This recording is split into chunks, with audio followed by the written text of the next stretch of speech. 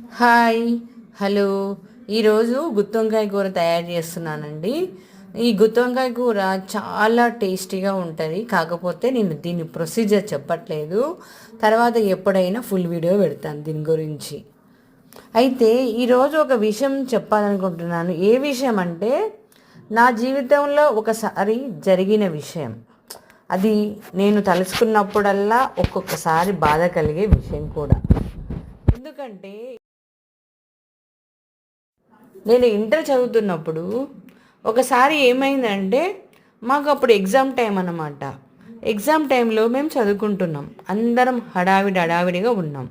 అయితే హాస్టల్ నుంచి భోంచేసి పైకి వెళ్ళిన మా రూమ్కి. అప్పుడు మా ఫ్రెండ్ వాళ్ళ మదరు ఒక ఆమె వచ్చింది. కానీ ఆమె ఎప్పుడు నార్మల్గా వచ్చేది.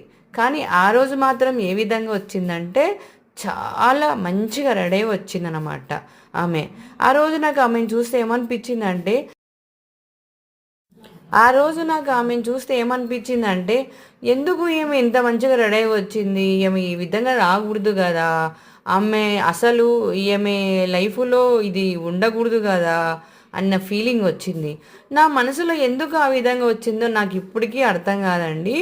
నేను కూడా సరేలే, ఎందుకో అట్లా అనిపించింది అని చెప్పి నా ఫ్రెండ్ తోటి ఒక షేర్ చేసుకున్నా.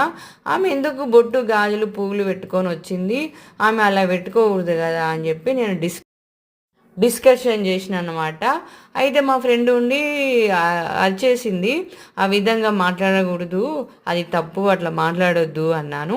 అయితే నా మనసుకు ఎందుకు ఆ విధంగా అనిపించింది అని నేను చెప్పిన. సర్లే, దాని గురించి ఇప్పుడు ఎందుకు, వేరే వాళ్ళ దగ్గర అంటే అరిచేస్తారు, నువ్వు ఆ విధంగా మాట్లాడొద్దు అని చెప్పిందనమాట. సరేలే, నిజంగా నాకు ఎందుకో నా మనసుకు ఆ విధంగా అనిపించింది, ఈ విధంగా మాట్లాడడం తప్పేమో అని చెప్పి నేను కామ్ అయిపోయినానండి. అయితే ఆమె ఇంటికి వెళ్ళిపోయిందనమాట హాస్టల్ నుంచి. అయితే సాయంత్రం 5 గంటలకు ఫోన్ వచ్చింది మా ఫ్రెండ్కు. ఏమని ఫోన్ వచ్చిందంటే, వాళ్ళ ఫాదర్ చనిపోయాడని ఫోన్ వచ్చింది. నాకు అప్పుడు ఎంత బాధ అనిపించిందంటే, ఆ మాట వినగానే నాకు ఎందుకు అలా అనిపించింది, వాళ్ళ మదర్ని చూడగానే అట్లా బొట్టు పూలు గాజులు ఉండకూడదని ఉద్దేశం ఎందుకు అనిపించింది అని చాలా బాధపడ్డా.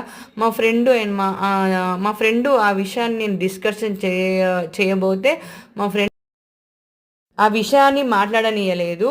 ఆ విధంగా నువ్వు మాట్లాడితే తప్పుగా అర్థం చేసుకోవచ్చు, నువ్వు ఆ విధంగా మాట్లాడొద్దు అని చెప్పింది. నేను ఇప్పటికీ చాలా బాధపడతా, ఎందుకు అలా అనిపించింది నా మనసుకు అని నేను చాలా బాధపడుతుంటానండి. Like, share, subscribe. Bye bye.